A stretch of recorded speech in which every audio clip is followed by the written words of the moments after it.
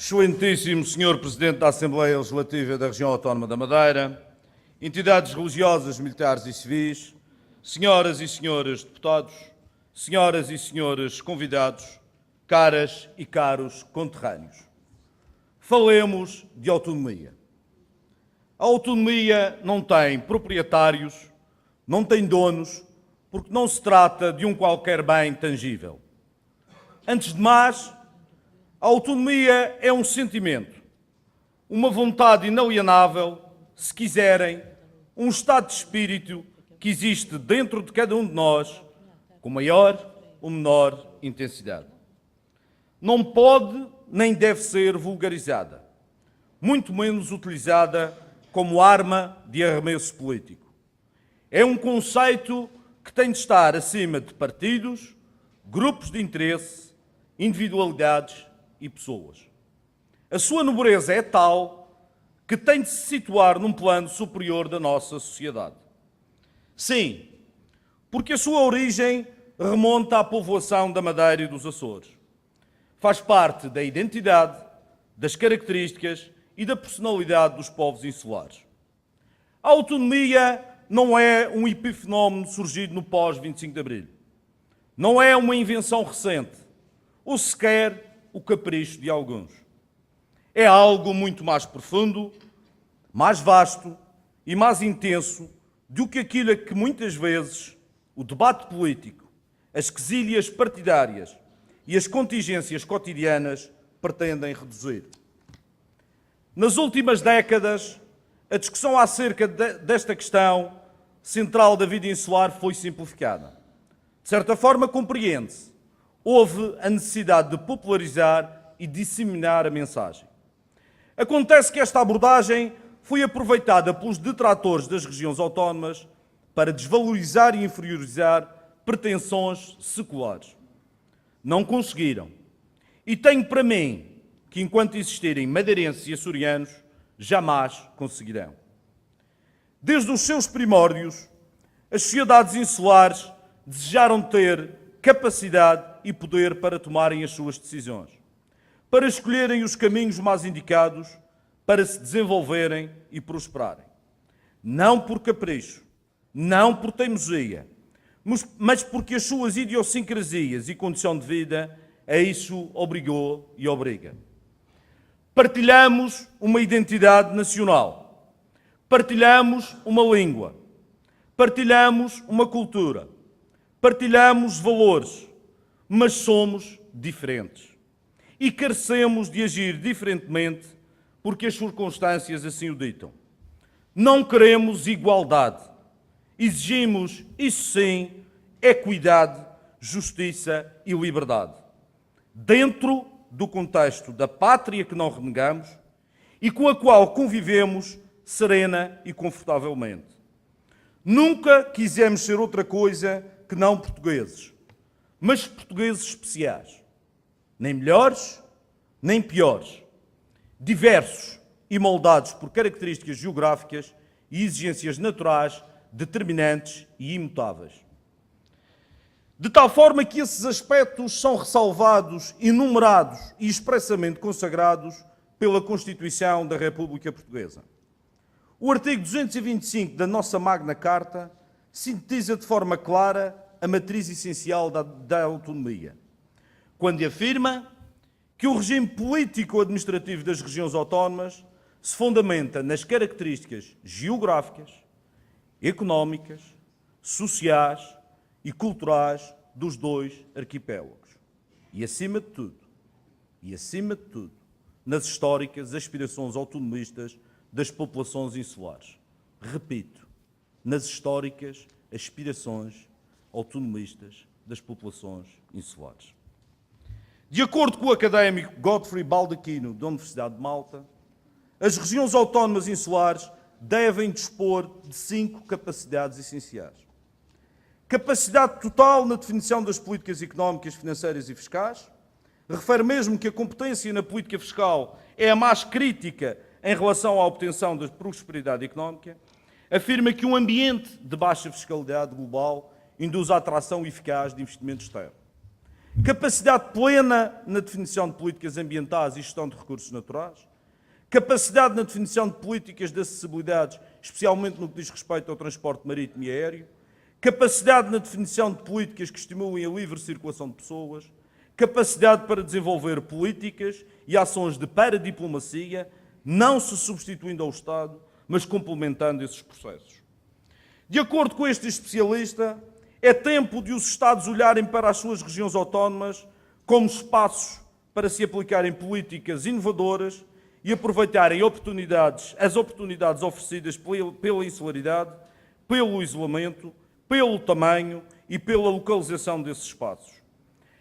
As ilhas têm de ser consideradas laboratórios vivos, onde se possam testar diferentes processos e políticas mais avançadas, dada a estanquicidade relativa que subjaz à sua própria natureza. A evolução das autonomias tem sido um processo duro, mas consistente. Mais lento do que desejaríamos, mas progressivo. Reportando-nos exclusivamente ao período pós-ditadura, é possível afirmar que a curva tem sido ascendente, ainda que subsistam nós górdios e bloqueios que, de óbvios, se têm tornado mais subliminares e ininteligíveis. Formalmente, temos avançado. Informalmente, persistem questões a ultrapassar. Mas estas, ainda que formidáveis, resultam de vontades pessoais e de dificuldades interpretativas.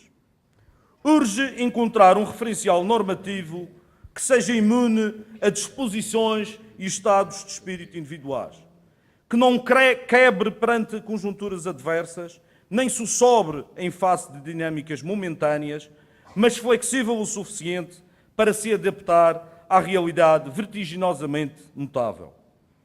Julgo, por isso, que a busca por esse referencial normativo não pode ser feita através de abordagens cirúrgicas e individualizadas. Há que encarar esta situação de forma abrangente, estruturada e completa. Todos os aspectos têm de ser considerados em conjunto, porque todos se interligam e se condicionam mutuamente. Há necessidade de alterar o Estatuto Político Administrativo. Todos concordamos. Urge atualizá-lo. Mas existem mudanças críticas que obrigam a que se altere a Constituição. E para sermos sérios e consequentes, se nada for feito em relação à Lei de Finanças Regionais, persistirão zonas cinzentas e problemas por resolver. Estas componentes essenciais justapõem-se, cruzam-se e, em muitos casos, contradizem-se, anulando os efeitos de cada uma delas.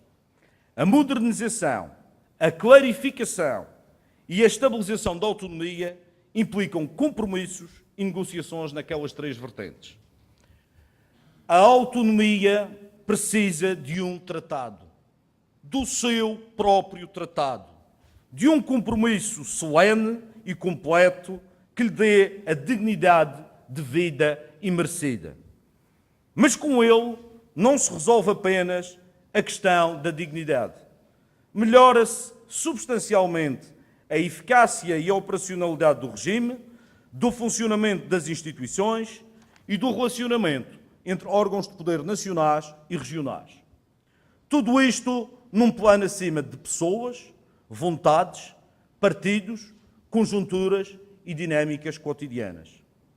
A premissa base que preside aos poderes e competências dos regimes autonómicos deve ser em sentido diametralmente oposto ao que tem sido preconizado até agora.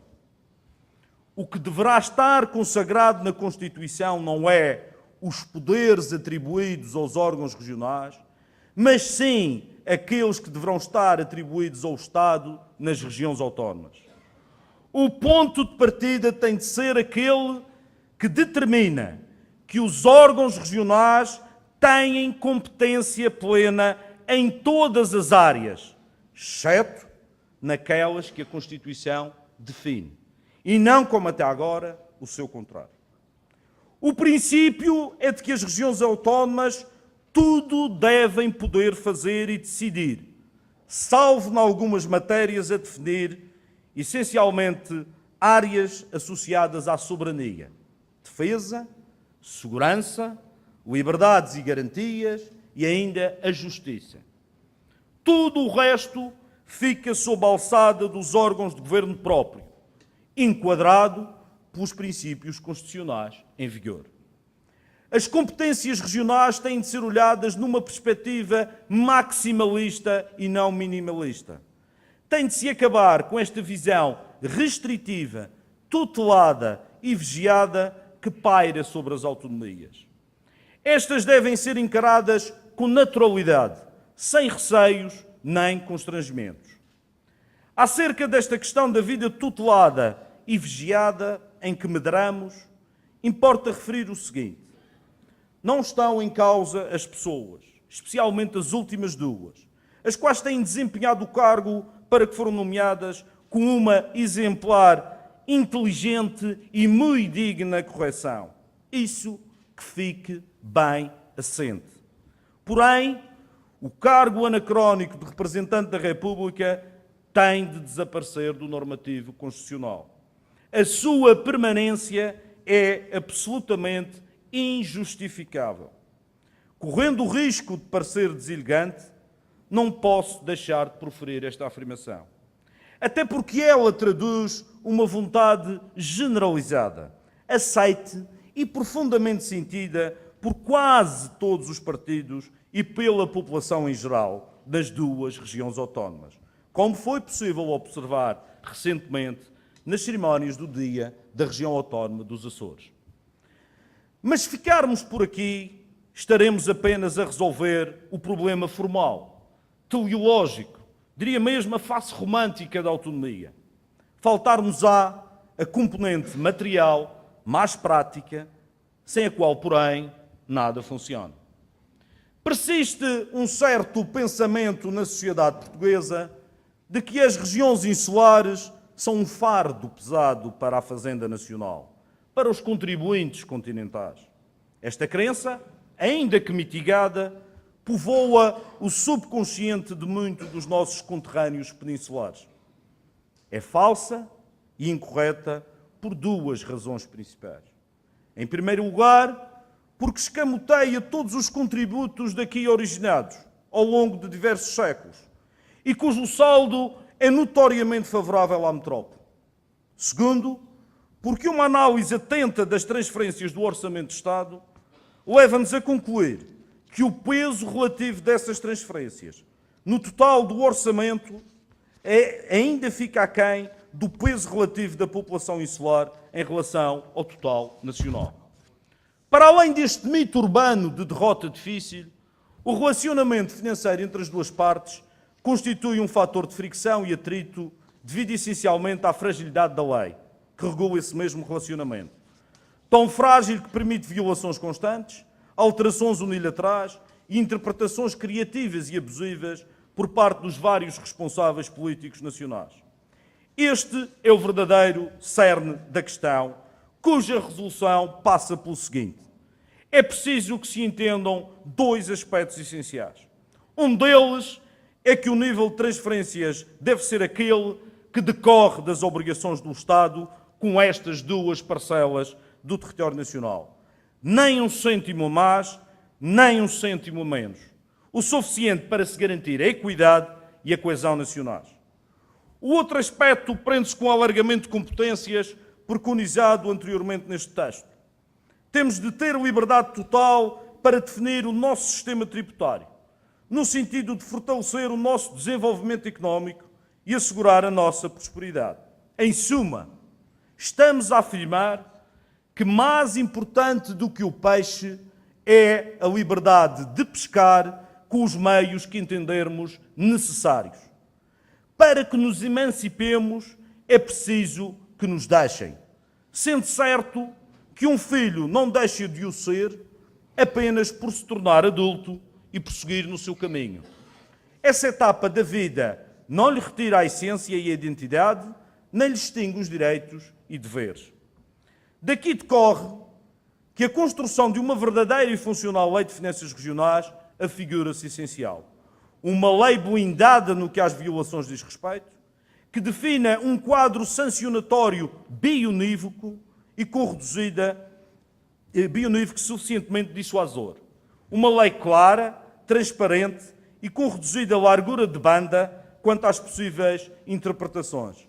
Uma lei completa e densa ou imprescindível para evitar lacunas indesejáveis. A questão autonómica demanda uma abordagem tridimensional para que um real avanço seja possível. Temo que incursões individualizadas resultem em impasses e atrasos contraproducentes. Não deixa de ser um trabalho hercúleo, que sei contar com diversos opositores, cuja verdadeira intenção seria importante conhecer. Será apenas por acharem que passo a passo é mais eficaz, ou será, por outro lado, uma tática para protelar a evolução tão desejada? Qualquer negociação implica cedências e compromissos. Daí que, quanto maior o espectro da negociação, mais e melhores variáveis poderão ser levadas em conta, gerando mais possibilidades para considerar e explorar. A autonomia implica não nos deixarmos subjugar por interesses envios de políticos forasteiros e pouco escrupulosos, que insistem em escolher candidatos regionais, desrespeitando a vontade das estruturas locais dos seus partidos. Não podemos aceitar ingerências de terceiros. Não nos podemos entregar nem ceder às pressões externas dos que pouco querem saber de nós. A autonomia consiste em mantermos a nossa personalidade, o nosso caráter e não nos sujeitarmos a desmandos oportunistas por parte de quem nada nos diz e a quem nada devemos.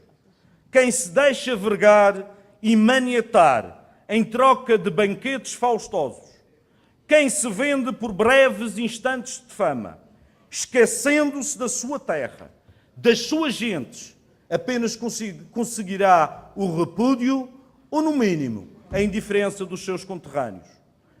A autonomia requer, simultaneamente, uma reflexão interna. Uma reflexão feita por todos nós, cidadãos residentes nestas regiões. No meu entender, uma melhor autonomia, com mais liberdade para decidir, não pode significar mais egoísmo e mais ganância. Não pode significar, por exemplo, que o voto de cada deputado desta Assembleia possa ser usado como instrumento de chantagem ou meio para alcançar privilégios e ganhos pessoais. O voto de que cada um de nós dispõe é, na realidade, propriedade daqueles que nos elegeram e que representamos. E jamais poderemos esquecer que todo o trabalho aqui desenvolvido é feito em nome e representação dessa população. Pena é que alguns aqui e noutros lugares públicos pensem de outra forma, apropriando-se da vontade e do mandato popular para alcandorarem-se, para atingirem metas que de outra maneira jamais conseguiriam. A autonomia não pode significar que uma sociedade possa ficar refém de um qualquer setor, entidade, organização, classe ou instituição, que não se coíba de exercer o poder através da chantagem e do condicionamento dos cidadãos, em que estes possam ser atacados sem misericórdia quando se expressam livremente, apoiando ou criticando, quando denunciam, quando teimam em não ser seguidistas e conformados com as opiniões dominantes, quando insistem num desalinhamento fundamentado e legítimo, quando não se vergam ao politicamente correto e à vontade desses setores, entidades, organizações, classes ou instituições. A autonomia não pode permitir que vivamos subjugados a qualquer monopólio artificial e ilegítimo.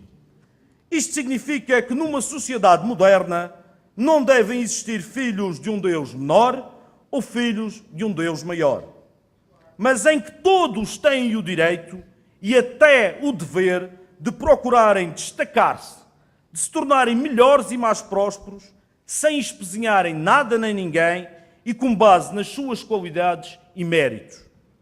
Prosperar, destacar-se, enriquecer e crescer são tudo qualidades, nunca defeitos, tendo presente que não vale tudo para lá chegar.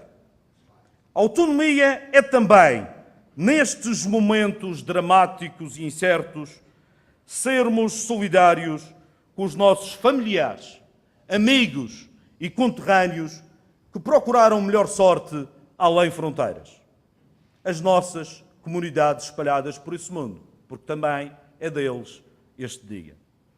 Uma palavra especial para os que encontraram na Venezuela essa segunda casa. A nossa solidariedade não se pode resumir a palavras de circunstância e diplomaticamente acertadas. Em primeiro lugar, a nossa solidariedade deve ser traduzida no acolhimento dos que procuraram refúgio no lar que é e será sempre seu.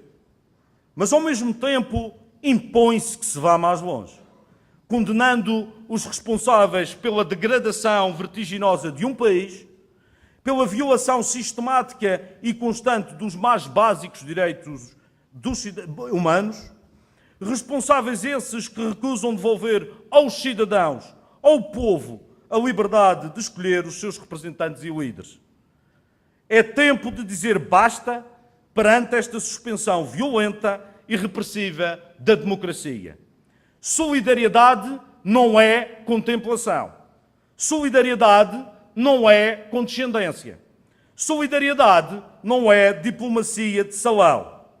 Solidariedade, neste caso, é condenação frontal, exigência de respeito pela liberdade e pela democracia e dar voz aos milhares de portugueses de origem madeirense que diariamente, por todos os meios, clamam por ajuda, que passam fome, que não têm medicamentos e que são roubados e agredidos sem piedade nem misericórdia.